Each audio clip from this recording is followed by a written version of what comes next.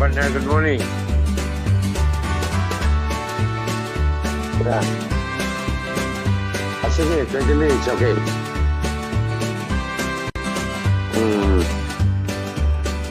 Okay mga kaibigan, nasa linya naman po yung ating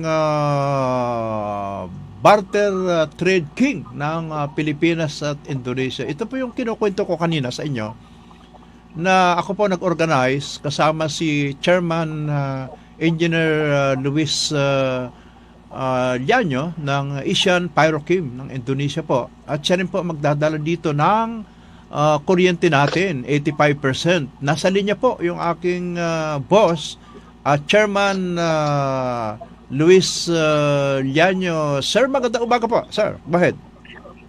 Yeah, good morning everybody. Good morning, Bukal Nathan. This is a good news. Apa. Ang ating Indonesian counterpart, they're ready.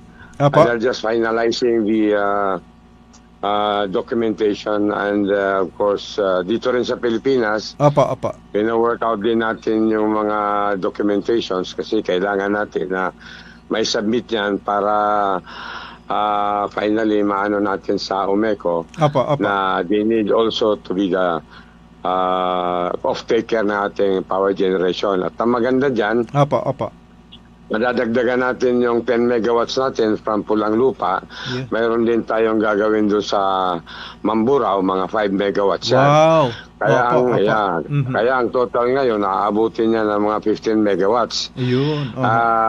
Yan, that is good enough para talaga ma-zero out natin yung ating problema na kuryente. And also, ito pag nangyari ito, hindi na magiging exorbitant power supply ang mangyayari sa atin, babalik lang tayo sa normal. Chairman, ngayon dito sa Mindoro po ay parang ang brownout. Madaling araw, brownout. Ang presyo po ng per kilowatt hour ay 22 pesos per kilowatt hour. Sabi ko, laking parusa ito. Kaya inaasahan po, Chairman, ang pagdating ng 4 ng makina from Indonesia na itatransport dito sa Pulang Lupa.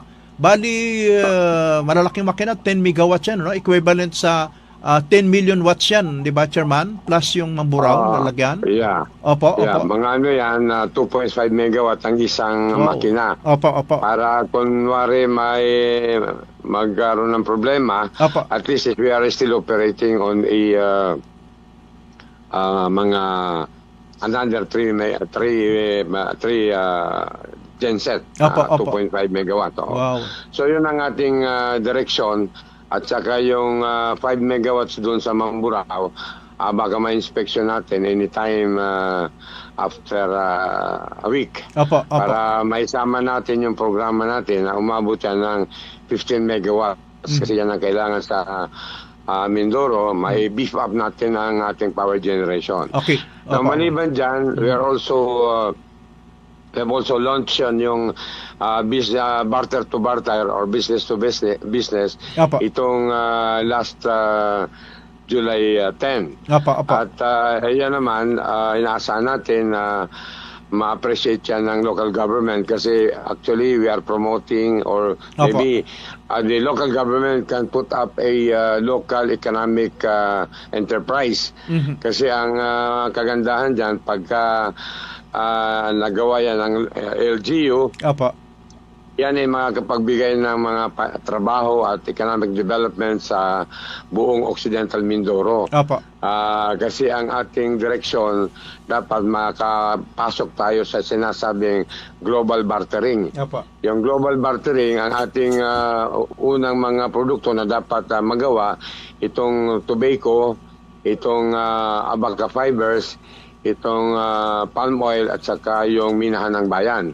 Kaya yung tobacco, kailangan maibalik natin yan dahil iyan ang ating maliban dyan sa ating mga food production katulad ng bigas, ng kung ano pang pinoproduce dyan, kailangan mayroon tayong sinasabing non-food production para makaugapay tayo dito sa kahirapan. Dahil kung naman, pag nagpatanim tayo ng tobacco, hindi yan makaka-apekto doon sa palay. Kasi after the production ng palay, pwede ang kapalit niyan, tobacco naman, para kumbaga yung ating lupa hindi nakakapagpahinga, tuloy-tuloy siya. At the same time, mayroon pagkikitaan na ating mga magsasaka. Opo. So, ang ginagawa ngayon ng local CDA, sa pamamagitan ni Risa, kinakausap na yung mga kooperatiba para itong August 21, magkaroon tayo ng final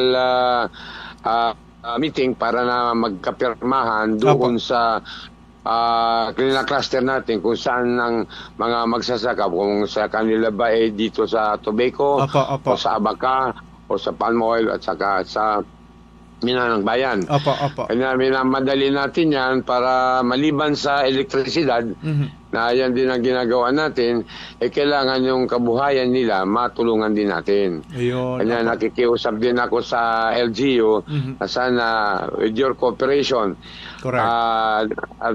Dito naman si Bukal Nathan Cruz, sa pamamagitan niya na talagang naghihirap siya para ito may sulong na kabuhayan at yung elektrisidad. Of course, dyan kay Governor also, inaasahan natin na sana itong lahat may paano natin para makauga pa yung ating mga kababayan dyan. Totoo po yun. At very excited yung mga Farmers Cooperative Chairman. Mura na mag-launching tayo sa B2B. Kasi sabi ko nga sa paliwanag ko, yung produkto ng tabako o abaka o nating mga mineral, lahat ng ibabarter natin ay direct sa Indonesia, hindi na dadaan sa mga Chinese o mga traders, kaya nagmamahal. Diretsahan po ito. Kaya yun po, excited sila, Chairman. Tama yun. Hindi lang sa Indonesia ang ating kasama sa bartering, kundi there is another 38 countries participating nito. So dito sa isang region, ang kasama natin, of course, ang China is also a participant. Itong Thailand, itong Malaysia, at Japan kasama, kasi ang Japan malakas ang kanila yung Hokkaido, yung sa Hokkaido yan ang food basket nila. Makikipag-tie-up din sila sa atin kasi sila wala silang tobacco plantation sa Japan, pero may mga production company sila ng cigarettes, so pwede natin supplyan sila doon. Ganon din naman sa China and also the European countries, kasi ang European countries now they need also yung production natin sa tobacco, sa abaka, of course yung palm oil natin, ito yung magiging local feedstocks natin para sa power generation natin. At yan ang mga mineral, yung mineral ore katulad ng nickel, ng copper, cobalt at chromite, pwede natin i-barter yan sa Indonesia ng coal, ng urea, at saka sa ibang bansa din. We are now working out dito sa mga trade embassy ng Indonesia worldwide. So sana dito sa gagawin natin, mag-participate yung ating mga magsasaka para maiangat natin ang kanilang kabuhayan doon sa world market na pinag-uusapan natin. At saka, Chairman, si Secretary mismo, Secretary Pascual ng Department of Trade and Industry ay all-out support dito sa barter trade. At saka yung ating Ambassador Jojo Hobarat, ay nagkaroon ng mensahe na sumusuporta siya dito sa project na ito. Dahil para makarecover yung mga kababayan natin. Tama. Actually, ang Minister ng Trade and Industry sa Indonesia, si Zulkifli Hasan, at saka si Trade Secretary Pascual, yan talaga ang direksyon nila para makasama sa World Trade Bartering. Kasi ang nangyayari, ang ating trade imbalance, trade and counter trade sa Indonesia, nagkakaroon ng imbalance. Ang kanilang trade sa atin umaabot ng almost $14 billion. Samantala tayo, nasa mga $400 to $500 million lang tayo. Kaya talo tayo sa trade and counter trade. Kaya ngayon, ang ginagawa ni Secretary Pascual dito sa ginagawa natin, pag ito nagkatuloy-tuloy na dahil nung July 6, nagkaroon kami ng meeting na ang regional director diyan na si Mariposca at saka sa DTI at saka yung deputy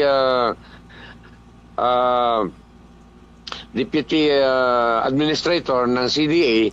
Nagkaroon kami ng meeting diyan dito sa Manila. Kasama din si Yusek Caballero ng Department of Agriculture sa high value crops kasi ang tobacco is considered as high value crops, including itong abaka. So, malaki ang suporta sa atin na nanggagaling ngayon sa Department of Agriculture through Undersecretary Caballero, who is now the head ng siya pinuno ngayon ng high value crops. Magtulungan tayo. So, yan ang ating pinag-usapan na ang marching order ni Secretary Alfredo Pascual, na yung kanyang lahat ng regional directors nila tumulong dito sa barter trading. Kasi ito ngayon ang mag-aangat sa atin sa kahirapan. Yun ang kanyang direksyon. Chairman, pupunta ako ng Puerto Princesa, Palawan para bisitahin natin yung mga palm oil doon na plantation. Okay ka ba, Chairman? Kasi schedule ko sa Tuesday. Kung mayroon time po kayo, Chairman, siguro maganda sumabay tayo para ma-monitor natin yung palm oil na kung kaano kalawak ito para igagatong yan sa ating kuryente dito sa Occidental Mindoro. Maganda yan, Bukal, kasi bilang ang LGU ng Occidental Mindoro at saka Asian Pyrochem Technology Incorporated magka-partner dyan, magka-joint venture dyan sa power generation. Kailangan with your representation makita mo yung plantation doon sa Palawan para garantiya natin, makita mo by your eyes na kaya pala i-sustain yung kailangan natin na palm oil para ma-generate natin dyan yung 15 megawatt power. Which dyan sa Pulang Lupa at saka doon sa Mamburao. Pwede tayo mangita doon. Chairman. Chairman, thank you. Thank you so much. At malaking tulong niyo po ito sa mga taga Mindoro, sa mga farmers, sa amin lahat, lalo sa kuryente. At soon as possible, maibsan po yung aming paghihirap sa kuryente, Chairman. Thank you so much po. Chairman Engineer Hurley Luis Llaño ng Asian Pyrochem Indonesia. Sir? Thank you very much, Bukal Nathan Cruz. At nagpapasalamat ako sa mga Mindoreños na magtulungan tayo para sa kaunlad ng bayan nyo dyan. And of course, nagpapasalamat ako kay Governor Cadiano, kay Congressman Tariela, at kay Vice Governor Dayan Apigo. Dayan at saka yung mga mayor dyan na magtulong-tulong tayo para matulungan natin ang ating mga kababayan. Salamat sa lahat. Salamat. Thank you mga kaibigan. Inyo pong napakinggan si Chairman Hurley Luis Llaño ng Asian Pyrochem at siya po ang tumutulong dito sa Occidental Mindoro. Yan po mga kaibigan. Marami pong salamat.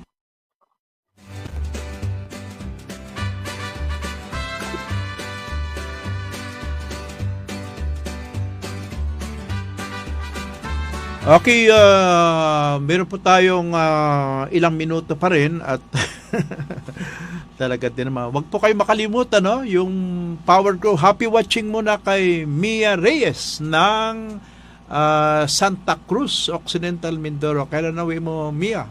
Marami ka ng customer dito sa C24/7. Nagpipila na, Mia, yung mga customer mo dito sa C24/7. At yung mga farmers natin, inuulit po natin, gumamit po kayo ng Power Grow organic fertilizer. Ayan po ay organic foliar fertilizer. Wag na po tayong patumpik-tumpik pa, sabi ni